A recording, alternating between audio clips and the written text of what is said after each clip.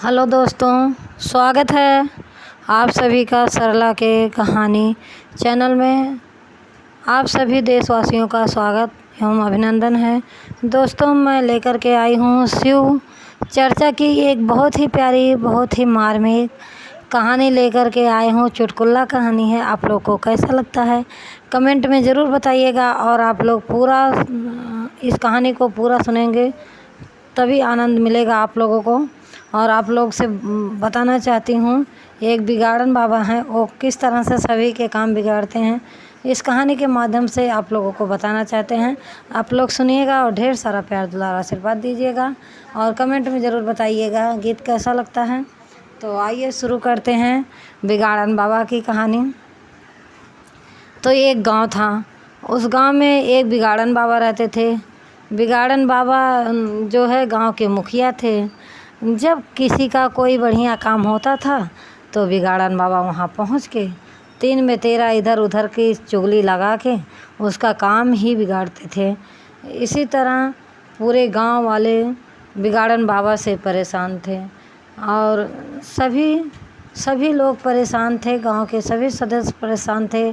और वो मुखिया भी थे, वो किसी को कुछ कहते और कोई उनका जवाब भी नहीं दे पाता था।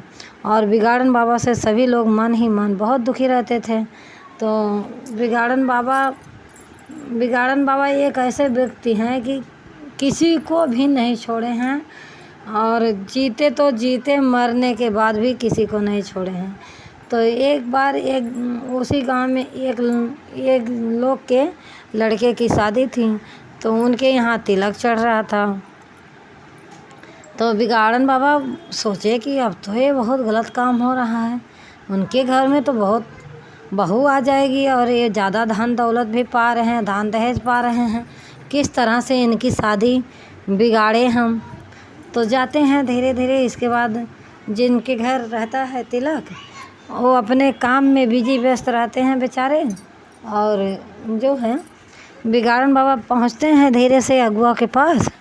अगुआ से बोलते हैं तो अगुआ नहीं सुनता है। फिर धीरे से जाते हैं समधी के पास। समधी रहता है तो इनकी बात ध्यान से सुनता है। कहते हैं, अरे भैया तू ना जानता। कहें का भाई बाबा? कहन कि भैया इनके घरे तो खाए का ना है हटत, इनके घरे तू शादी करे जात है। कहन इतना धन दौलत इनके बाटे। कहें अरे कुल कर्जा रेनिया लोन ब्याज पे है, जौने दिन सब मांगे लगी अपन ना दे पहिया तो कुल इनकर बेकार हो जाई। वो शादी करे के नाते पूरा दिखावटी करें हम।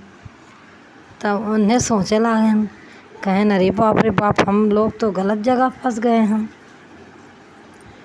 इसके बाद वो सोचने लगा, जो लड़की का बाप था, सोचते सोचते उदास हो गया बेचारा। और इधर भी बिगाड़न बाबा अब जा कर के लड़के के पिता से मिलते हैं और बोलते हैं कि मैं भी आ गया हूँ भाई, क्या हाल चाल है? तो कहते हैं बाबा ठीक बा, एकदम मस्त बा बाबा। और आप जो है पानी दाना पी लें? कहन हाँ हाँ बिल्कुल, चाय नाश्ता करब, हम वही बदे आ है, चाय नाश्ता करें। और वो तो सोचत हन बेचारू कि जल्दी से चला जाना है तो काम बिगाड़ दें। अब बिगाड़न बाबा कहन कि अब वहीं कुछ पूछा जिन जब तक हम रहा। कहन ठीक बा। समधी से कह रहे हैं कि कुछ पूछा जिन जब तक हम रहा। कहन ठीक बा।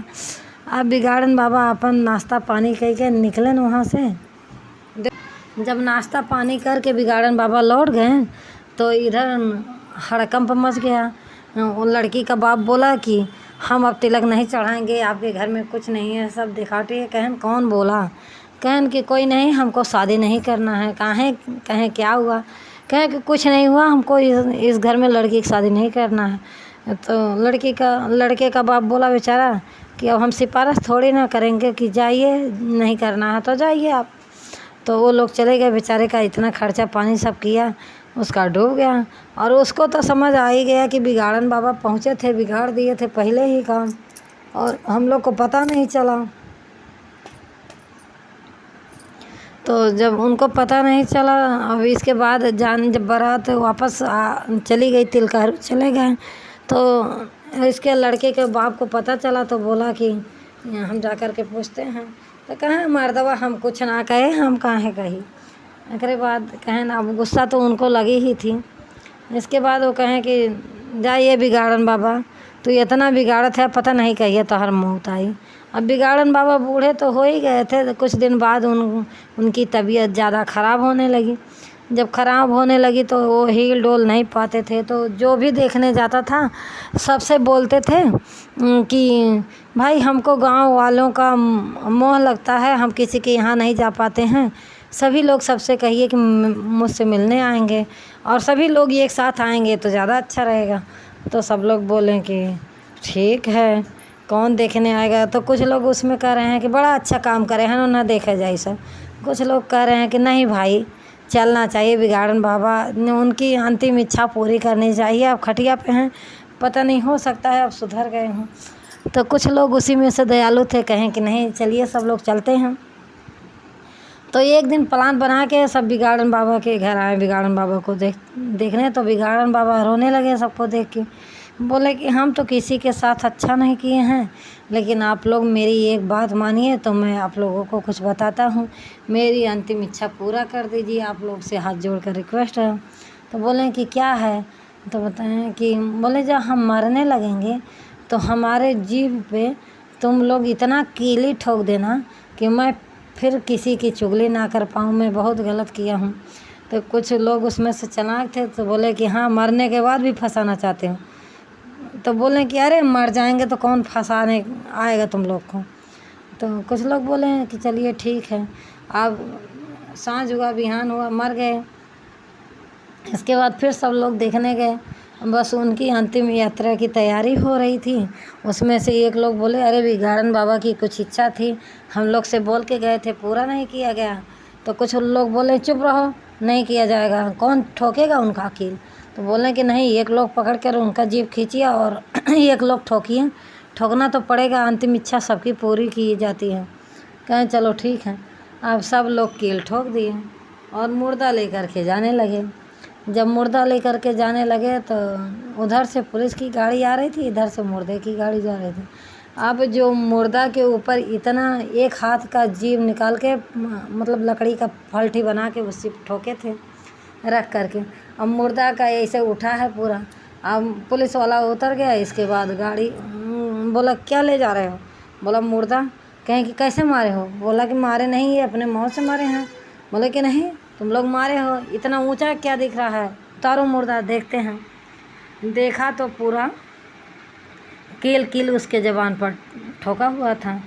अब तो पुलिस वाला इन लोग को जेल ले गया और बिगाड़न बाबा का मुर्दा तो पुलिस वाला फुकवा दिया और इन लोग को जेल ले गया, सभी लोगों को। जब जेल ले गया तो सभी लोग जो है उसी जेल में पछता रहे हैं कि जा हो बिगाड़न बाबा, जिए तो बिगड़बे करे, हम मरे के बाद बिगाड़ दिया हमने सबका। और हम लोग अब जेल में हैं, बताइए हम लोग के बाल बच्चा क्या करेंगे। तो इतना वो था।